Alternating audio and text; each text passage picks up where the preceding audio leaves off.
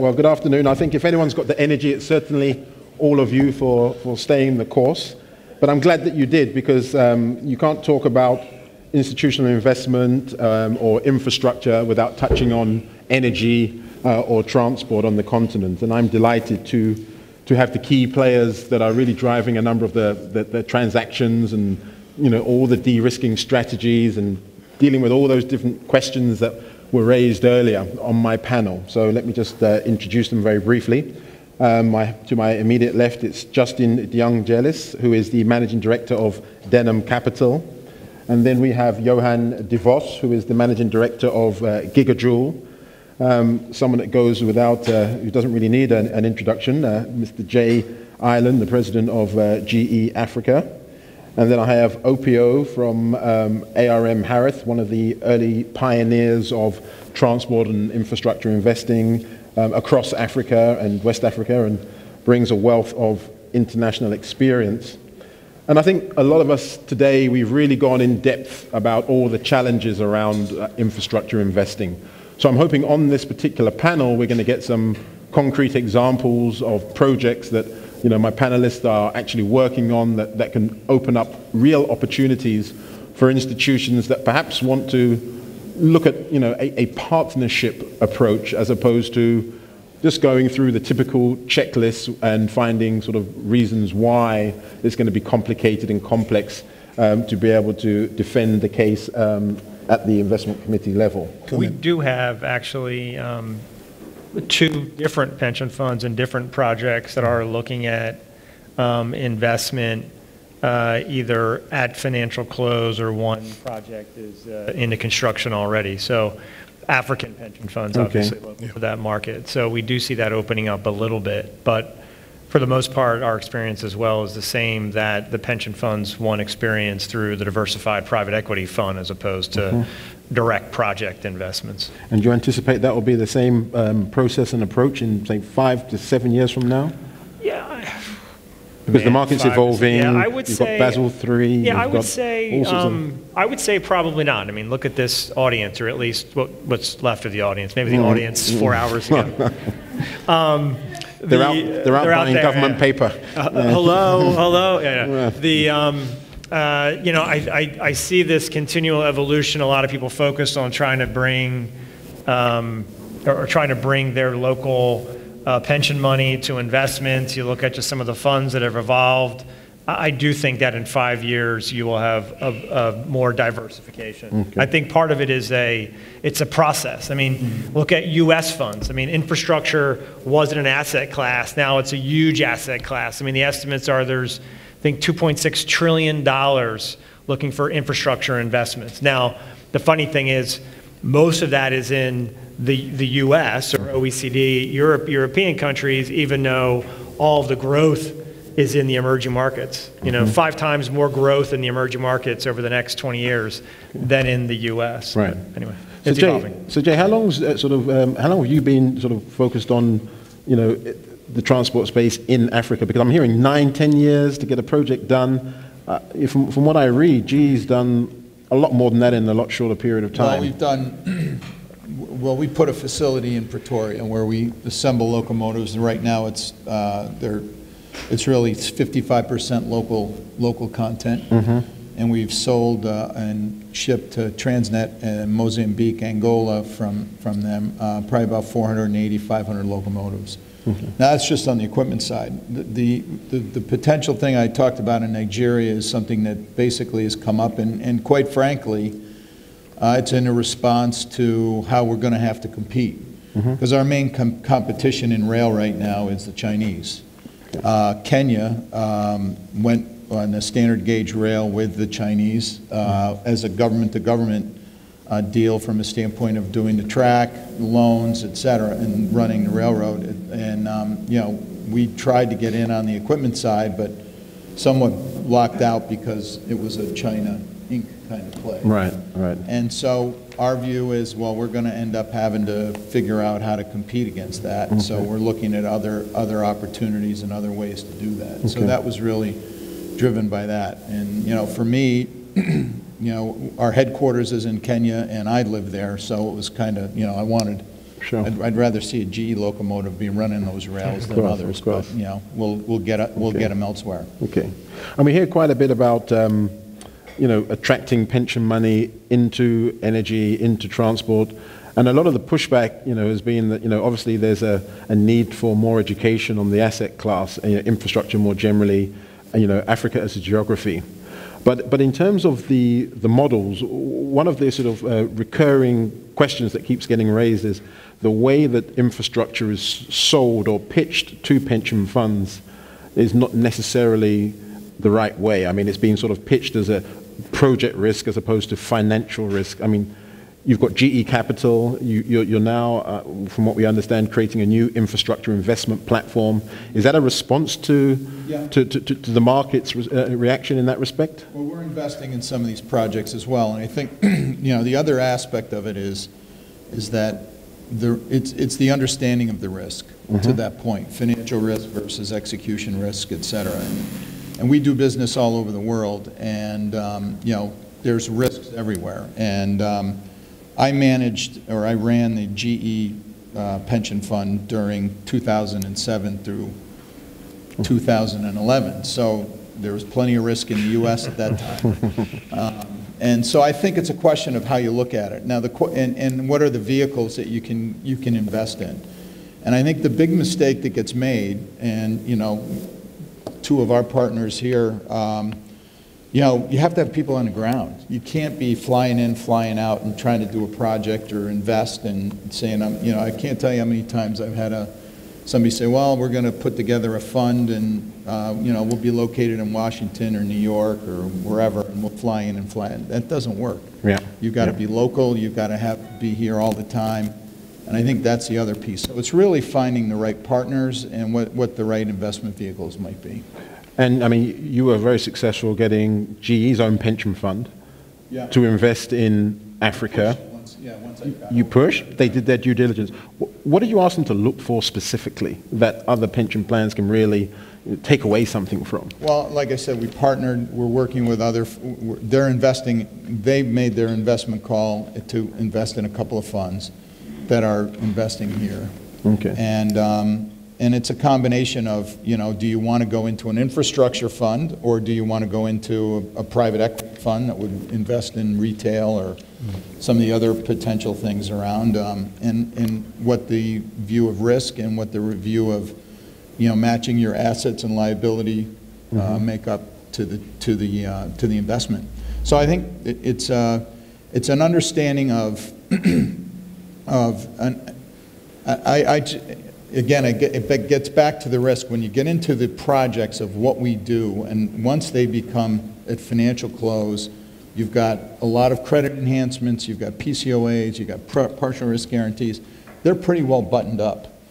And then it becomes an execution risk. And the execution, actually, if you're with the right companies, is very limited. And stuff gets on board relatively quickly, 18 months, you know, to build a power. It doesn't take long to do it compared to some of the project development. And that's getting easier. So I would say it's a bit of that as well, and understanding that. So it's, and again, I could go back on anybody's view of private equity or hedge funds or, you know, City of Detroit municipal bonds, which all have not paid off. So, you know, there's risk everywhere. It's just you live somewhere, you feel more comfortable because you live there. Right.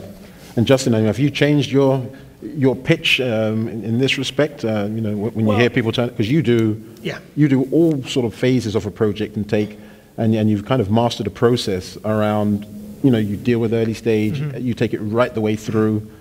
I mean, just tell us about that. You are right. I mean, one of the things that's, you know, this is preaching to the choir, this is the pension and sovereign wealth folks in the audience, but for us and for others who are more GP-like, it's a matter of communicating to your audience in a way that makes sense and they understand. Not that the people don't understand what we're talking about, but it's new. So it's being able to compartmentalize what you're talking about, you know, put the elephants on the table and talk about the risks, right? You know, we get, well, how about corruption? How about FCPA? Well, take that head on. You know, well, we have people on the ground, you know. I mean, outside of all of the processes we have, you know, the U.S. Embassy is one of our first stops. Our issue is not actually in that context as much corruption with our projects. It's watching what happens around our projects to be sure there's not corruption going around our projects. So it's really packaging it up and talking about it in a way that makes sense. As far as how we invest, it is a bit different because we are looking at the commercialization phase of projects where we're actually putting them together and building them. A couple things that are important for us there are we do have a specific execution program, a playbook we call it, on how we execute, and that starts with people. People say that, or they talk about, you know, my job, most of it is I'm a headhunter. I'm looking for the best people to partner with to execute on our particular projects. And while I'm an engineer and I've worked in power plants, but I'm not actually out there building the project, developing the projects. But we have teams all over the globe who are doing that and finding the right people who have what I like to say, a private equity mindset, but the skill sets and ability to actually execute, be cognizant of the areas in which they operate in, sensitive to those different environments. That, to me, is one of the keys to success. And that has helped us, you know, get tough projects done. And one of the things that doesn't get talked about, that we talked about earlier, that's critically important is, particularly with respect to projects, knowing when to stop. Because not everything goes as planned. But if you have the right people, you stage your capital as you put it in along the way until you get to these material de-risking events, you're going to mitigate that risk, and on balance, in our view, you're going to do better than average. Do you think the whole concept of unsolicited bids, single source type transactions is going to be a game changer to de-risk some of these situations? Because you talked earlier about alignment. I mean, you know, unsolicited bids are used globally. Yeah. So this always gets people mad. There's, I like trying to wake everyone up. Yeah, absolutely. They all should go to denim. No, I'm just kidding. So, see, they're awake now. Right. I like to think about it in a short and a medium and long term. This is the thing we talk about a lot. Short, medium, long term solutions, okay? In the countries that we're operating in, they need power now. So there needs to be, in my view, fair expediency is important. Low cost power, with a partner who can execute, you know, like somebody like us, get it done quickly, bring it to international standards, and there'll be an asset there for the next 30, 40, 50 years. To me, that is the way to solve a problem in the near term. In the medium to long term, certainly competitive processes create tensions. I mean, we've seen it in South Africa. You know, we built some of the first wind and solar projects. The prices for solar are a third of what they were when we first built the projects. But the market evolved, not because we got a better return, but because the market evolved. So I think in the long run, that will be helpful. But if you want expediency, it's hard, but you have to be selective, I think, about finding the right partner who can deliver a low-cost power solution. That's important to me as an investor as well, because that's a primary risk mitigant. And it's good for the country, obviously, because it gets a low-cost power at the end of the day. So I think it helps in the near term. It'd be great for the long term, but I don't see markets staying that way forever. Is that just because of the sort of developmental architecture and the way that the private sector is procured to participate in these assets? Well, I think it's part of that, and I think that the markets in which we operate will also evolve. They'll get more mature. You won't need, you know, the ideal is that, you know, you don't need power all the time. I mean, the difference between, and this is a great thing for the pension folks here from the US, in the US and Europe, renewable power in almost all places is subsidized. The great thing that endows the emerging markets, Africa included, is that they have great solar and wind resources, and costs have come down, and their power prices are high. So renewable power is cheaper than the current cost of power in almost every place. So that is kind of a different type of evolution that you see markets kind of move to if they continue to evolve in the right direction. I mean, Opio, I mean, you were a pioneer on the transport side. Was Lekki an unsolicited story, or was it a competitive process? It was a competitive process. Okay. I think it started out with private sector initiative, you know, pointing out to government where the opportunities were. But it then went through a process which resulted in the ARM, consortium actually winning that. Okay. And then from there on, we developed it to close and took it forward. But one thing I should point out in terms of solicited and unsolicited, I mean, if you're being pragmatic, I mean, I certainly agree with the thesis that says, invite as much unsolicited bids as possible because you have an emergency and you want to solve a problem. But I tell you one thing I've seen in Africa is that, because Africa is a bit on the, how do I say, I don't want to get rude, but sometimes it's like there's a begging bowl out there to say, bring money to invest here.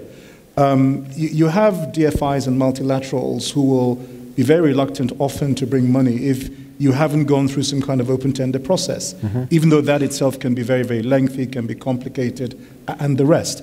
So, and in all fairness to the DFIs and the multilaterals, there is some history behind why they insist upon that, because, African countries have sadly, including Nigeria, which is where I come from, have had a history of corruption.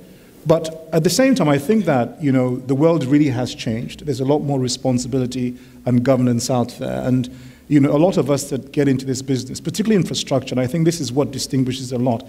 Infrastructure is such a long play that your reputation counts. Whatever you do today on infrastructure will be with you in 10, 15, 20 years' time. And so I think that really completely changes the paradigm. And so I'm all for having both solicited and unsolicited bids, but you cannot get away from the politics as well. And I'm talking at the grassroots level. Because of that, history of corruption, the ordinary man and woman will always typically think there was some kind of funny deal going on. So even just for the piece of the end user who will pay for your water treatment plant or your power plant or your toll road, it often makes sense to go through a tender process that is transparent and people can say the best man or woman was selected for the job. Right. And I'm presuming that's the approach that you favor, Johan? Yeah, we had a very unique situation. In 2006, I walked into the minister's office and said, sir, majority of your gas is leaving your country. Why don't we generate some power? He said, but you're crazy. I buy hydropower back via South Africa at a price a third of what your gas power will cost. And fortunately for the region, or for gas, is that we had an opportunity where power became a shortage, and we were taken serious. So it was not a question of the government deciding to develop something and having a bid process. It's a private investor who said, here's an opportunity, let's use some of your natural resources and add value to your country. So I think both models has got a place, and it was said earlier, South Africa initially started at a certain price of renewables, and it's a third of it today. But you need that first mover, you need that first risk taker to develop that opportunity. Now today, we've got 3 gas-fired power stations in Mozambique because someone was there at the beginning taking the risk, taking government through the process. But governments don't necessarily develop business ideas. I think one of the big detractors in Africa around all of infrastructure is speed, and it gets down to this point of process. And whether you competitively bid or whether you single source, whatever you do, the key is getting a speedy process. If you think, because this deficit, the power deficit, logistics deficit just grows because we can't bring enough power on quick enough to offset how many babies are going to be born in the next hour, or how many people are going to join the middle class versus how many people, how many megawatts we're going to bring on in the next hour. It's totally skewed. And the reason is, as you heard, it takes too long to get some of these projects done. And they don't have to be that way. We did a project in Egypt. We brought a gigawatt of power on in 7 months. It's doable. But you had to have, you had to have the head of state push it. Our guys had to put, it was, but it's doable. So political world, nice, big, broad term, but what does it mean in practical terms if you're trying to sort of price that risk and align it with a process? What does that mean? Well, Justin. No, go ahead. Sorry. No, after you, Jake. I know Justin's got something to say on this as well. No, I just think my view is if you're going to do a competitive process, then do it quickly. I mean, the project that we're with Denham on in Ghana Could have been What done last started 2 years ago with a meeting between my CEO, myself, and the president of Ghana for an emergency power. Yeah, fast power. It's 2 years. We just broke ground last week. Right. So, and it's all because, well, the parliament has to approve the PPA, and they don't meet for another 2 months. Okay. Okay, well, how emergency is it? I mean, you know, it's those are the things. Those are the little things that can be fixed. Okay. And then that's the process I'm talking about. Not to, again, you don't want to open up to change things to where corruption could come in, but it's about how significant is it to the government or the utility or whatever entity it is to get something done. So this is your alignment point then, Justin. Absolutely. Go to the top, identify, you know, the It's all key the key stakeholders. drivers, the stakeholders. Well, what's your goal, right? I mean, this is like, you know, I go to some of these events and there's policy discussions and, you know, I think you got to be pragmatic. Like, what is your goal? Like, do you want to do you want to rebuild the market? Well, that's a long-term goal. Let's be pragmatic. Do you want to get power on as soon as possible, as Jay was saying? If that is your goal, figure out how that's going to happen. That means you need to have, you know, all different parts of government aligned. You need to have, you know, a transparent process. You need to have partners who have the technical, financial capabilities, the will to drive it, you know, the support, you know, outside of the country, you know, say the case of the U.S. government to help drive it. And, you know, that will get you to your goal.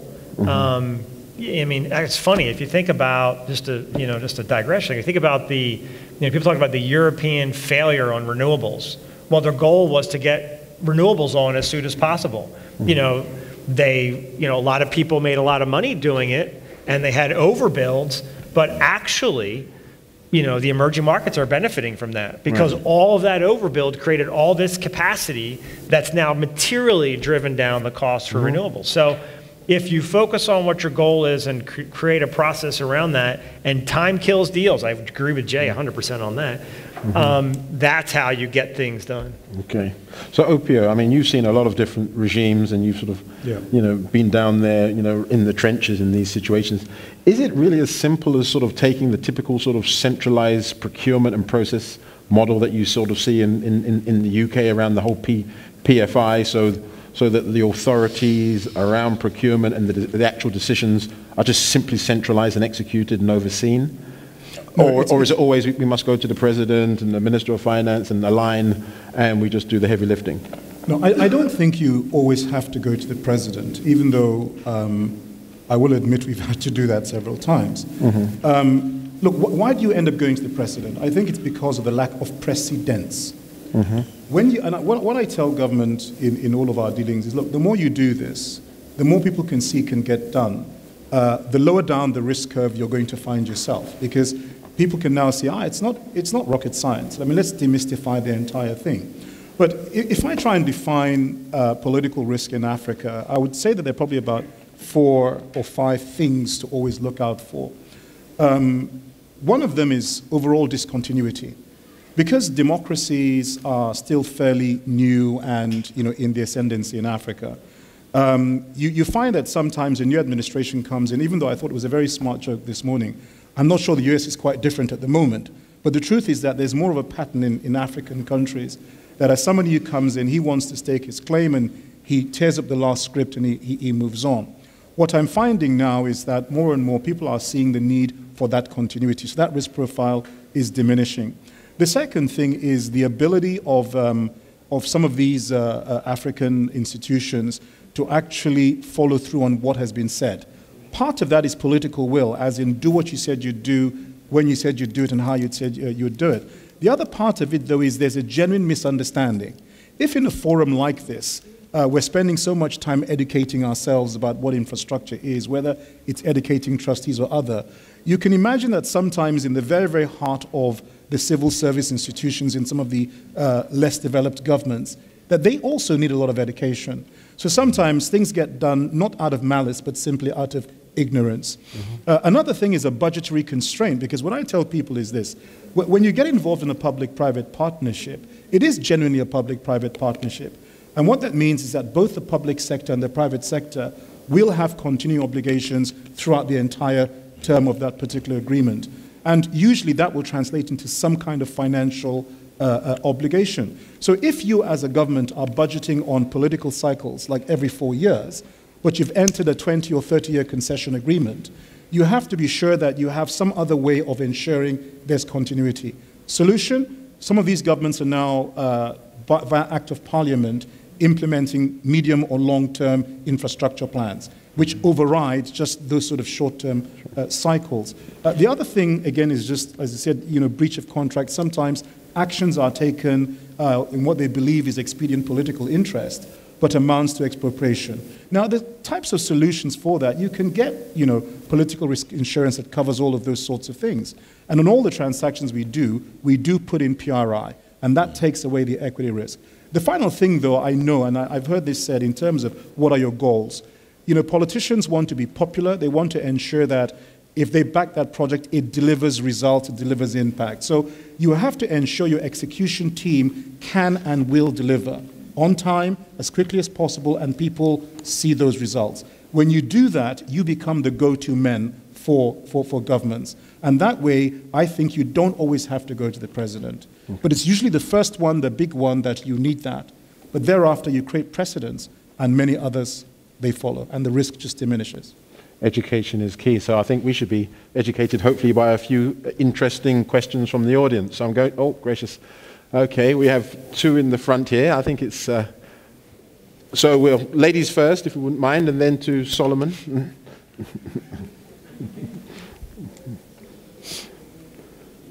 Yes. Yeah. Thank you. I'd like to talk about continuity.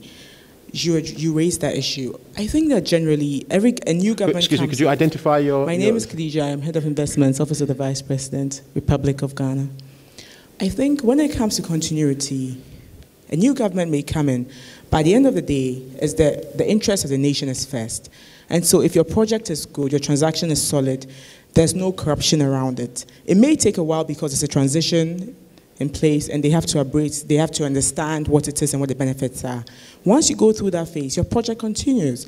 And so I think that if you're investing, if you're an investor here, when you go into a country, especially an African country, because we are trying to bring in good practices, we are trying to develop, we are trying to have good cultures, a good culture. And so come in with the best practices, don't pay a bribe, have a solid transaction, let it be solid.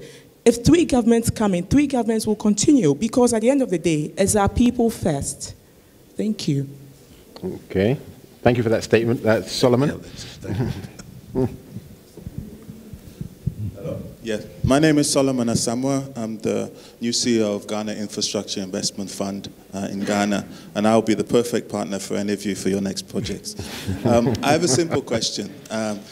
You spoke about the projects that you've all done recently. Could you just be honest with us and tell us, with hindsight, what, if there's anything that you would do differently the next time around, any lessons that you learned? And secondly, if there's one thing that you could ask the government to do differently that would help you in your next project, what would it be? Okay. Sure. All right. Justin? Okay. What would we do differently relative to the projects that I talked about? I can't think of anything specifically where I looked at it and I said, wow, we really did that wrong. I mean, we've had other projects where we've had some disagreements with folks that we probably should have dealt with sooner.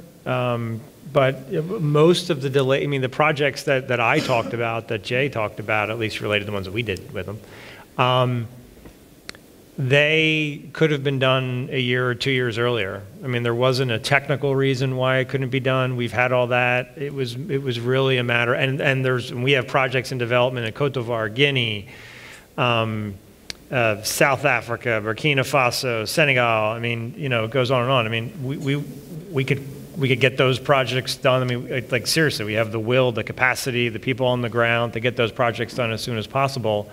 It's a matter of getting agreements with the governments, you know, on what they want to do and moving the process forward. Like as Jay said, like every time something comes up, it's, well, we have to go back to Parliament, and that's 2 to 3 months. Or, you know, the project that we talked about, it had been redesigned 4 times because we're not trying to force on the country something it doesn't want.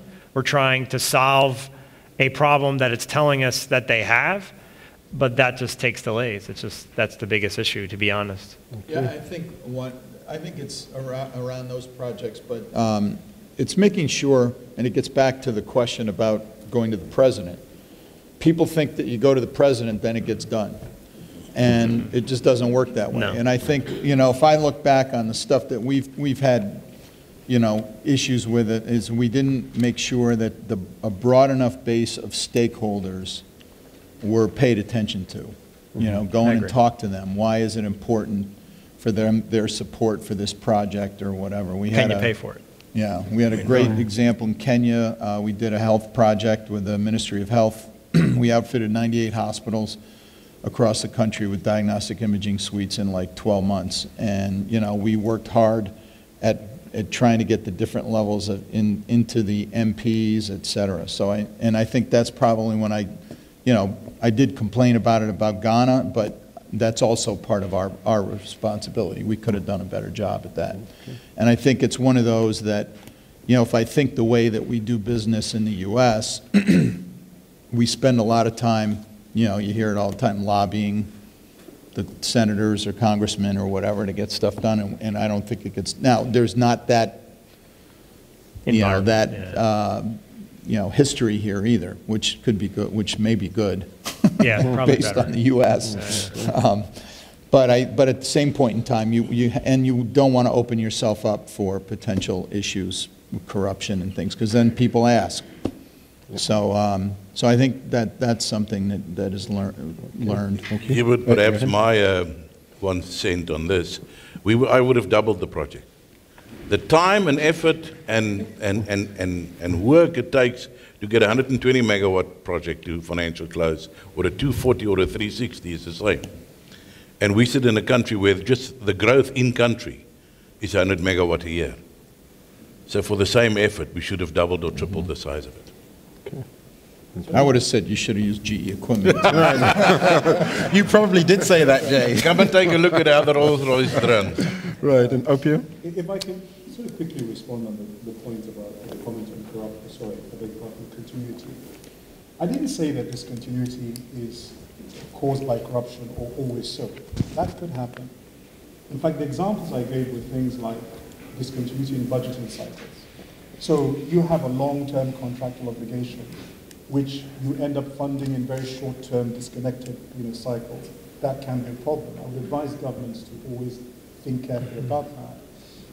One of the things I also find in negotiating with governments, and I remember that, of course, it doesn't matter who is in power today, you still have a civil service, but there is what I call an asymmetry of knowledge and experience.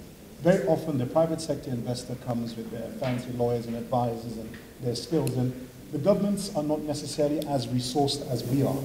So that itself can create these discontinuities. And if a new government comes in and says, right, I'm going to take away all the top tier of the civil service and bring in my own people in, they have to now get re-socialized and understand what that thing was signed was before.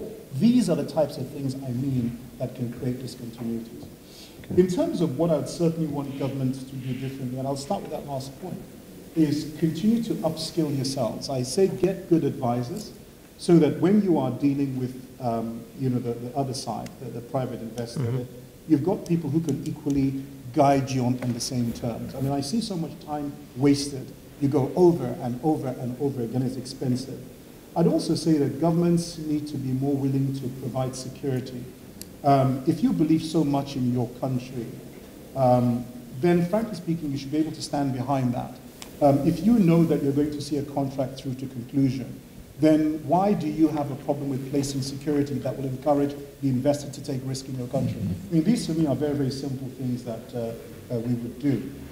In terms of what I would do differently in our next project, I'm not sure that I'll do much more differently, but certainly we'll spend as much time as we can building and nurturing relationships, especially at the end user level. We learned on the toll road that if you're not careful with some of the politics on the ground, it can create a lot of delays and headaches for you. So that's something that I would do probably even more so on the ESG side. Super. I think we'll take this one last question and we'll use the answer as the parting shot from each of you, and then we're going to wrap up the panel. Okay, thanks. Miguel Thames, PGIM in the U.S. I wanted to talk a little bit about China. You mentioned China and its engagement in infrastructure. It's been my understanding that China, when they come in lots of countries bring their own workforce. They don't do much in terms of skills development or training. It would seem to me that a GE or some of you, there are other things on the table when you start to negotiate to have an infrastructure project that you could offer that China doesn't appear to. So I guess my question is, one, is that true, that there's more on the table than just the pricing and just the capital and just the expertise that you bring when you negotiate? And secondly, do you think with China's internal issues now, they're going to be more or less present on the continent in terms of their ability to do infrastructure? You want me to? You go first, Ray. We'll follow your lead. Number one, they're going to be more. They've got an initiative called One Belt, One Road, and the goal is to fundamentally invest in infrastructure projects that are supported principally by their SOEs, domestic industries. So they're investing for production back home. Yeah, I would say a lot of that previous, we use Chinese engineering companies all the time. We've got a number of projects with them right now. Quite frankly, and I'm a chairman of the President's Council on Doing Business in Africa for the U.S. and I can't get a U.S. engineering company to come over here and construct. So we use Chinese, Turks, Indians, Greeks, South Africans, et cetera. And so they're partners, they're competitors. But I would say the one thing that they bring, and the Kenya Rail example is a good one, is that they came in with a package. We're going to do the study, we're going to do the engineering, we're going to do the financing, and we're going to build it. And and this was probably 4 or 5 years ago. It's halfway built. If that was a private sector consortium, we'd still be going through paperwork and underwriting and doing all types of things. So they can get something done, which, if you're a politician, is important. The best thing about in our business is elections, because new guys come in and they want to get power and things up as quickly as possible, and the old guys, before they're trying to get reelected, want to get all the deals done. So so I think they're formidable competitors. They're great partners. They're great financiers. So I view it as it's all the way across. We've built a 600 megawatt coal plant with the Chinese before. Very low cost. Wasn't easy. I'm not sure that we would do much more of that again. I mean, I agree with Jay. I think if they want to get something done, they'll get it done.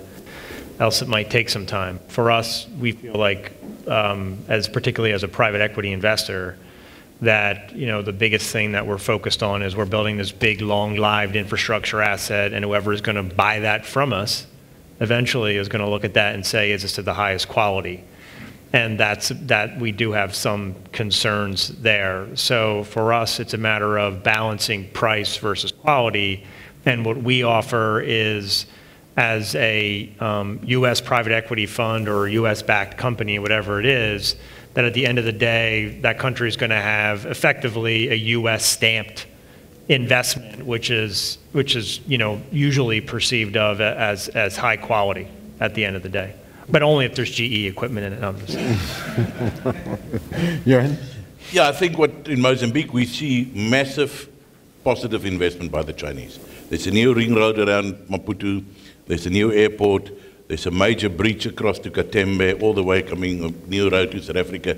So very positive, creative funding, plus investment, plus, as you said, the design. They bring the whole package, which is to the benefit of all. As far as our power station goes, we had bought British equipment, and we had a South African EPC contractor, and we were very happy with what we did. What we will do tomorrow is, again, what the price will look like, or sources for courses. Okay. But yes, the Chinese are doing great work in the region. Opia? Yeah, I think the Chinese have a big role to play in Africa. If the statistics are right that I've gathered on this, they've brought about $13 billion or thereabouts of capital into African projects. But as Jay said earlier on, I mean, the Chinese do this for them ultimately. And some of the things that we on the African side need to watch out for is that when you look at the execution machine of the Chinese contracts, which is actually quite efficient, quick, etc., cheap and cheerful sometimes, you need to look at the work gangs. And very often the Chinese will bring the guy who actually drives the forklift truck all the way from China here. So, part of the reasons why we do infrastructure is to create opportunities. Not just, when the infrastructure is built and then you have, the multiplier effect in the economy, but even during the construction phase. So that's one thing that gives me some concern. Another thing that you have to also be mindful of is sometimes the language barriers. And some of the projects that I'm aware of, people have ended up with operations manuals that are written or partly written in Chinese. And that doesn't help, if you like, the transfer of knowledge, skills, etc. So I think those things can be fine-tuned, but that's about getting to better align and manage the relationship as opposed to saying it shouldn't be there. I think it should be. Wonderful. Well, ladies and gentlemen, please join me in thanking our panelists. Although they should be thanking us, because I'm sure you're going to be jumping on them for some of these great projects in their pipeline. Thank you all. Thank you. Doing business in Africa. You can't afford to be without Africa Investor.